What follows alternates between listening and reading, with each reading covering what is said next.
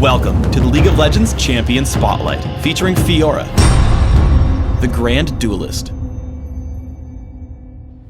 Fiora is a melee fighter, duelist, and carry, adept at navigating through combat, dealing with counterattacks from her foes, and dealing tons of damage to specific targets. A properly played Fiora will dominate opponents with almost no chance for escape. Fiora's passive is Duelist. Whenever Fiora deals physical damage to an enemy, she will begin regenerating extra health for a few seconds. If she damages an enemy champion, this effect will actually stack upon itself up to a cap.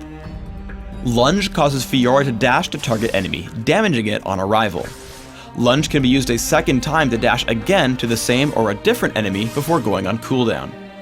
Lunge's primary purpose is to close the distance to enemy targets, so take 1 point early, but it doesn't need to be maxed until level 18. Riposte passively grants Fiora bonus attack damage, empowering her physical abilities and basic attacks. Once activated, Fiora will parry the next basic attack from an enemy champion, neutral monster, or large enemy minion, blocking the damage and reflecting some damage back to the attacker.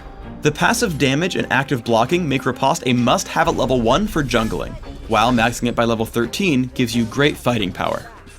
Burst of Speed grants Fiora significantly increased attack speed for a short time.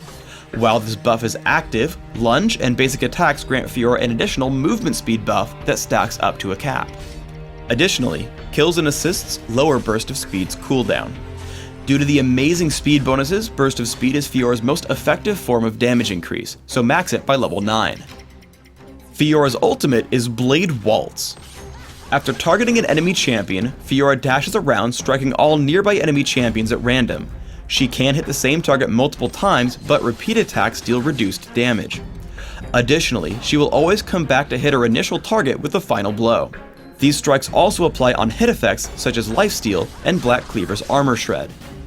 The amazing damage growth on Blade Waltz should have you taking it whenever available, at level 6, 11, and 16. In lane, fight in small bursts until you build an advantage. Here I lunge onto Nasus and activate Riposte plus Burst of Speed. If he runs, I get free damage, and if he hits back, I win thanks to Riposte. Because I land multiple attacks, I get a lot of health back as well from Duelist. Riposte is especially useful against champions who use very obvious next hit abilities. Landing against Nasus, I wait to hit Riposte right before he hits me with Siphoning Strike. I block what would be massive damage and hit him back thanks to Riposte's counterattack. Fiora can close a lot of distance by first dashing to other nearby enemies. Here I come to gank Sion, so I lunge first onto an enemy minion and then onto his face. I hit Burst of Speed for some damage, and once the attack speed ends, Blade Waltz to pick up the kill. If you like playing champions like Nasus who use these big attacks, you'll want to bait Riposte. Nasus comes at me with Siphoning Strike and I tap Riposte thinking he'll swing at me. Instead, he just backs off, waits a second, and then smacks me for tons of damage. When fighting against Fiora, pay special attention to Burst of Speed, as it's her primary steroid ability. Right as I activate Burst of Speed, Sion tags me with Cryptic Gaze. Not only can I not utilize the bonus attack speed while stunned, but I also can't trigger the bonus movement speed because I can't attack.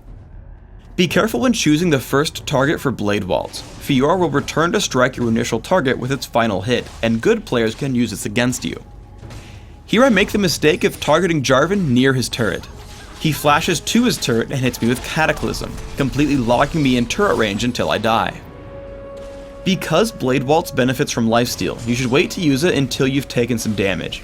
As we get into a team fight, I open with Lunge and get onto Ashe with Burst of Speed and Riposte. Once I get low, I target her with Blade Waltz.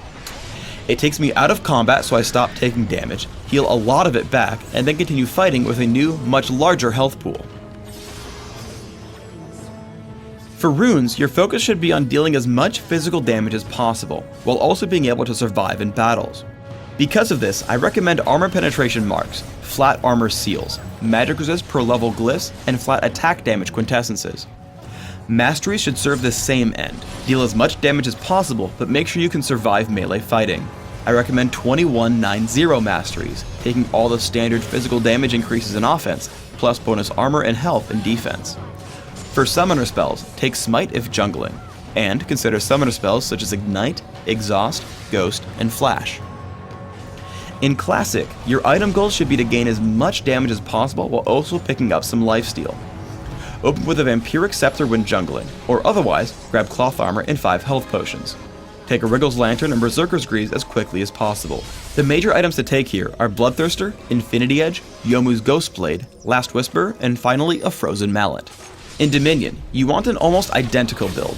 Open with Prospector's Blade, Boots of Speed, and a couple of health potions. Then, rush for Berserker's Greaves and Sanguine Blade. Add Infinity Edge, Last Whisper, and Phantom Dancer. If you need more durability, consider Frozen Mallet, Odin's Veil, or Guardian Angel. Thanks for tuning in to the Fiora Champion Spotlight. Please subscribe to the Riot Games YouTube channel above, and don't forget to thumbs us up just below the video.